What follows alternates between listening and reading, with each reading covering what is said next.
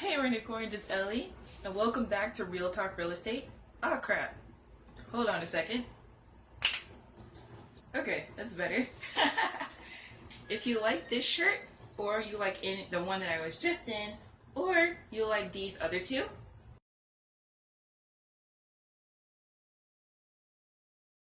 then go ahead and click in the description box down below, and you can use this code right here to get 10% off your order. So today we'll be discussing the legalities of a bird dog. Hi, Lucy. Stop it. No. In some states, if someone is paid a commission without having equitable interest, then it's illegal. It's paid a commission off real estate. So how you can get around this is by getting on a payroll with your investor. So it's like you're working for the company in a way, like as an independent contractor. Lucy, get out of the window. Stop it. Get some help. In the form of direct compensation for a property closing, no one really discusses the legalities in layman's terms. The layman terms. I've heard layman and layman's, but I'm in the South, so anything goes down here. The best answer that I found was from Henry on biggerpockets.com. I'll be reading his quote and giving him direct credit from here. Henry M., investor from San Antonio, Texas, replied over 5 years ago on this thread that I found.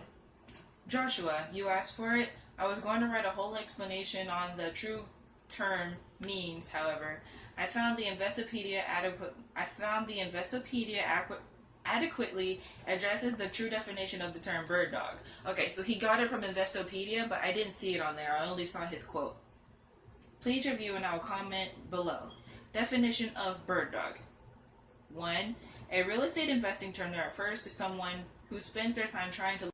Okay, I am sorry about that. I really have not had the best day filming today. But let's continue. Sure, keep rolling. I'm gonna sit down. A real estate investing term that refers to someone who spends their time trying to locate properties with substantial investment potential. Usually the intent is to find properties that are distressed and selling at a discount that can be repaired or remodeled and sold for a sizable profit. Sometimes, however, the term is also used to refer people who find other priced properties that will make good income rental properties. The term itself is reference to hunting dogs that would point to the location of birds and then retrieve them once the hunter had shot them. Investopedia explains bird dog.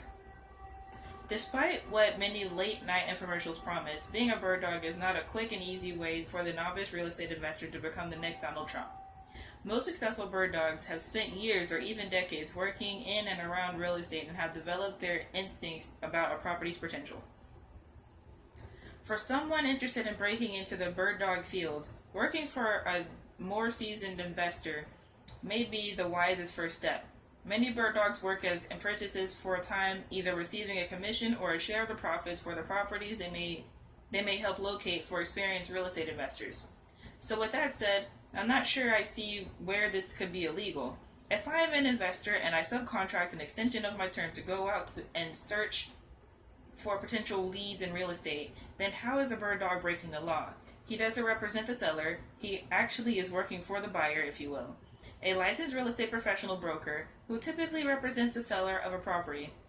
A broker's duties may include determining market values, advertising properties for sale, showing properties to prospective buyers, and advising clients with regard to offers and related matters.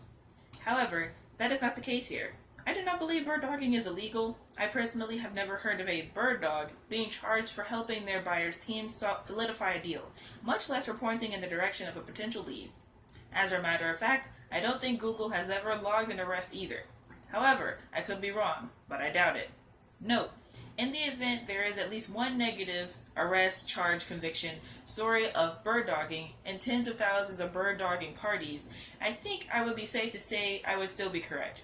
If there are a slew of articles of the such, please share. Let me know what you think. Big Henry. And I'll also provide a link to where you can read everything he said verbatim. I did read everything verbatim, but you can still look at it yourself just in case, I may have slipped up or something.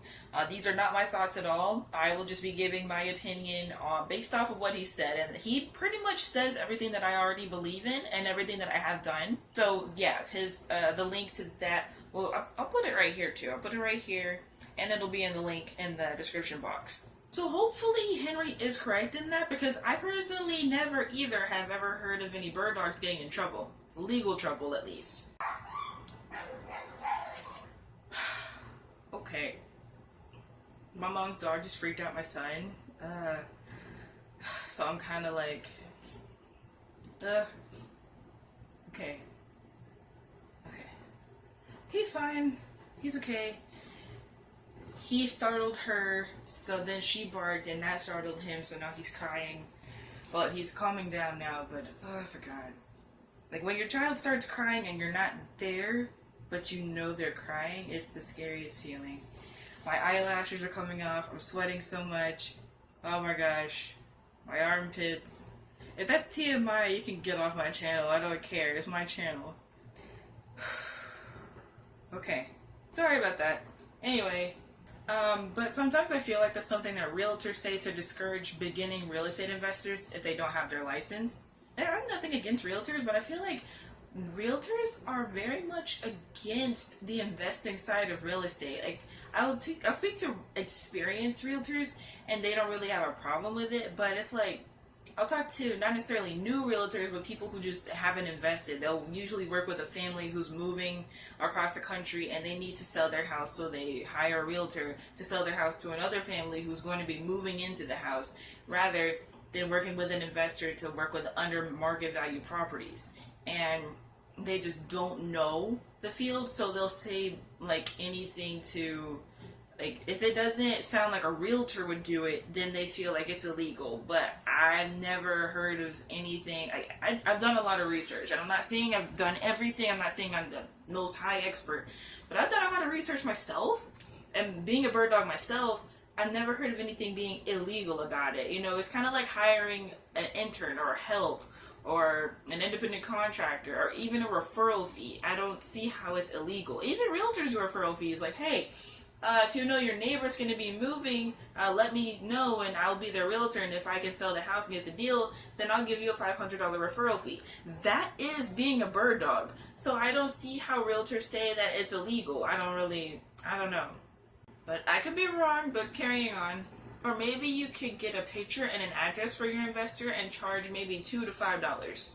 Maybe you can do a little more, like providing the beds, baths, square footage, owner names, vacancy, average rent, ARV, even neighbor testimonials, etc. Then you could probably charge anywhere from $10 to $50 per lead. The reason that pay per lead might be more attractive to you is because you're not dependent on the deal closing. This may be more attractive for your investor because there's legal issues involved based on, the conspiracies that people have created. But your investor may not like this because they may only want to pay you if they get paid from the deal. Because, if you think about it, if you bring them 100 leads or you charge them $10 per lead and they pay you $1,000 for those and they don't close any of them, they've just lost $1,000. Your leads may have been good, but maybe they couldn't get in touch with the owners, or the owners just didn't want to sell, or there's a lien on the property and they're not able to sell it at this point, or it's too deep into foreclosure, or the state owns it and they don't want to sell it, or just a bunch of stuff that could cause them not to be able to close the deal. Not necessarily you did anything wrong, but they may not just be able to close that deal simply because of something that is not in your control, which is a very particular variable that people don't take into consideration a lot of times when they do pay per lead, but it's still worth it at most of the time.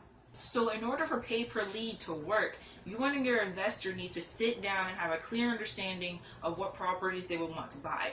Does your investor only want 2-story houses with a 2-car garage? Maybe your investor only likes certain areas or school districts. Regardless, it's all up to your investor because they will be paying you out of pocket without knowing whether the deal is going to close or not, which can be financially risky for them. On the other hand, an investor might jump on this opportunity because they won't be held legally accountable if anything was to happen. Some people do profit share. Like, I'm going to flip or wholesale this house now. I know I will make $15,000 or more. I'll give you 5% at closing, which is $750. That could be cool too, but don't depend on that person as a source of income.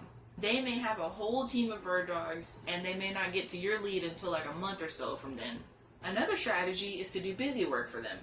you can be you can be working in their office and doing office tasks or like different little things while also gaining experience from them as well. You see that a lot in real estate. You see a lot of workers there, but a lot of them have their own real estate business on the side, or they have their own rental properties, but they do enjoy working at the company that they're at. At least that's what it's like on the investing side. I don't have my license yet, but I do plan to get it before I turn 21 this year, which is December 22nd. And once I do, I'll post videos on my experience as a real estate agent as well. I do want to start my own brokerage too. I have a lot of different goals and things that I want to do as far as real estate, but business period, because I believe in financial education, and I feel like I can't really teach anything unless I've experienced it. Just like with this video series, I would not have thought ever of making a YouTube series about doing this when I first got started, because it's like, you know, what do I know? But now I know enough to where I can tell someone else and they can go apply it. I have had and hired bird dogs before, and I've paid people to work for me before, so I feel like I got enough experience to post a video and be like, hey, I know what I'm talking about, I made money with this, you can do it too, you know? So yeah, really just find what works best for you and your investor or investors until you can, you know, build up your experience and your funds, and you can eventually start getting your own properties under contract as well, and you can close on them yourself. And then at that point, you don't want to just drop your investor. You would like to keep them as either a JV partner if they're a wholesaler, or you would like to have them as your actual buyer. So once you get the property under contract, you can just send it to your guy, and all that will change is you will be doing more of the work, so you can increase your profit. Can be whatever you want it to be once you become a wholesaler.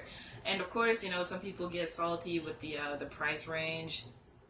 Like, if you and your investor built a good relationship as a bird dog, then I don't think they would have a problem with you making a good amount of money, especially if you're making less than they are, period.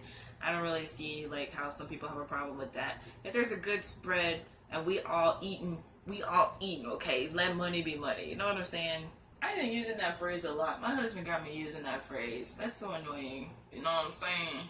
Well, I hope this was very informative. I wish there was more video. I mean, I can't really say I wish there was more videos out like this, because the more videos there are out, it's a lot of stuff to just take in. So I'm hoping that I'm pioneering the bird dog movement. Not many people know about this opportunity, and then they go to these seminars and they're like, get started in real estate with no money down, and then they end up having to pay thousands of dollars for a conference and a boot camp, and they don't really teach everything that they really need. Like, you don't really learn everything you need to know.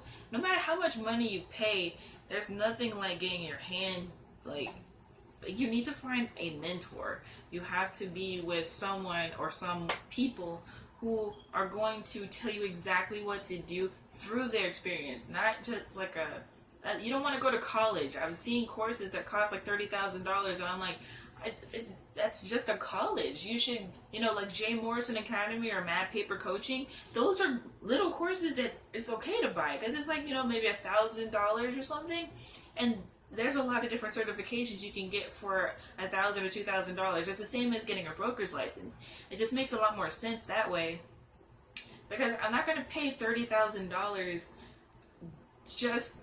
Like, I know it's education, but I can spend $1,000 on the education and use the other $29,000 for marketing, getting my business license, getting an office if I want one, marketing, a website, marketing, hiring a virtual assistant, hiring bird dogs. You know, I could do so much more with that $29,000 rather than giving it to someone who will teach me something that I can learn either for free or just being, what the heck is this? Or just by being under the wing of someone else who has real experience in my city. Not someone who's going to come from all the way across wherever from and then tell me how the real estate market is in my city if they don't even live here. Alright, there's just going to be a notification right in the middle of me talking.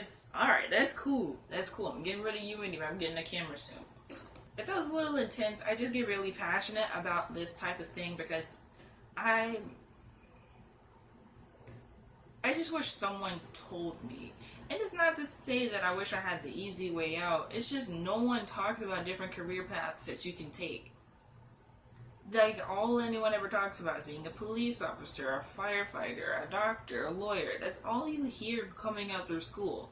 And then once you get in the real world, you realize that there's so many other things out there, and you don't even know where to start. You get overwhelmed, and you just end up taking some random minimum wage job that you don't even want to have, but because you don't know what you want to do, because you didn't get a chance to really think about it before you graduated, you're just kind of stuck. And then you have to find yourself later, and then it's just this huge cycle that America continues to put everyone through. I feel like the public school systems should cover investing, not specifically real estate investing, but the fact that you need to invest in yourself in some sort of way. I don't believe in Social Security. Like, I don't want the government to have to give me checks after I'm 65 years old. Like, the government can crash, but I know it's not gonna crash. What's not gonna crash is my investment properties. What's not gonna crash is my savings account. What's not gonna crash is the business that I started, unless, you know, it's an old product and it's just going out of style, like AOL or MSN or something. Is MSN still around? I feel like they just changed it a little bit. But AOL or Singular South or the Telegram, unless it's something like that. I mean, even the Telegram lasted for a long time, and I'm pretty sure he got plenty of money even after it went out of business. He just still had a lot of money. But anyway, they should teach about investing along with finding a career and a job, because you don't want to just keep working all your life. If you miss work, and that means that you miss money, and that means that you can't pay a bill, I don't think that's right. I feel like everyone should have some sort of residual income, or figure out how to make some sort of either residual income or a savings. If you want to work, that's cool, that's fine. But don't rely on the government for your Social Security check when you get older, because, I mean, who's to say if our government system will even be the same by the time you're 65? We all know who's in office, and I don't want to shed any light on that, but he's really not he's not, I don't want to say he's not racist, but it's not about race at all. If you're not in the top 5% of the income earners in this country, he doesn't care about you. And that's the majority of the country. 95% of the country is not in the 5% of the income earners. And, I mean, I could ramble on about that. I'll probably do a video on it. But unless there's a reform in the educational system, people who are rich, not wealthy, I'm talking about rich. There's a difference between wealthy and rich. Wealthy is having a lot of money and having enough money to feel secure, and you live your life without any worry. Rich, I feel like, is more of a demonized word, because it's money consumed. It's just money, money, money, money, money. I want money. I want more money. I just want more money just for the sake of having more money, rather than being wealthy, where you get your money and you have it for your cushion, you have it for your children, you have it for your investments, you donate to charity, blah, blah, blah. But I feel like rich is associated with the crooked people who just want more money for the sake of having it. And, I mean, just frankly, it isn't right. And I wouldn't even mind if higher income earners, we started getting taxed more. Because, I mean, we already have a lot of money, and I feel like the more we tax people who earn less money, that's the less money that they're going to have. So they're going to have to go to the government for assistance, and then that's where our tax dollars go to help them out. And it's like, well, if you guys tax them a little bit less, they'll have more money. And if we fund financial education in school, then they wouldn't need to go to the government for money. And it's just a lot of things that don't really make sense to me, because a lot of people pull from the government, and the government gives out without giving them education at the same time. Like Section 8, people stay on Section 8 their whole life. You're not supposed to get rental assistance your whole life. It's supposed to help you out of this rut that you're in until you can get into a better place. I need to really stop talking about it, because I will keep talking about it. I don't even know what I would even title that video, but I'm going to go ahead and stop. This was a lot. Are bird dogs illegal? Yeah, we stayed on subject for this one. Okay, guys, in my next video is going to be an open Q&A. I'm not sure if I'm going to keep it open until this video comes out, or if I'm going to close it before then. But if it's still open, click the link in the description box to join my group, Bird Dog Real Estate, so you can ask all the questions you want to. I might do the open Q&A live. I just might. I'm debating because not everyone. You know what? I might do a live Facebook video in the group and then post that video to YouTube once it's over. I may do that. I might just do that.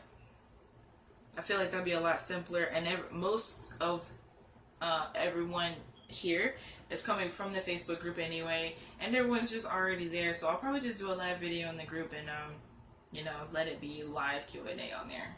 If I'm speaking fast, I'm saying Q&A, which is question and answer. Okay, well that's all for this video, and after the next video, that would conclude our entire Bird Dog segment of Real Talk Real Estate. Can you believe that? I've been really excited. I'm really proud of this segment. This is, wow. It's just really great to me, and I'm glad that you guys have been supporting it and watching and subscribing and everything, and we can just keep it going if you want to. If you know someone who's trying to get started in real estate, share the video in the group with them. I'll probably have a link in the group to the entire playlist if I can do that somehow. I'm not sure, but yeah, that'll be all for today, Rainicorns. Bye.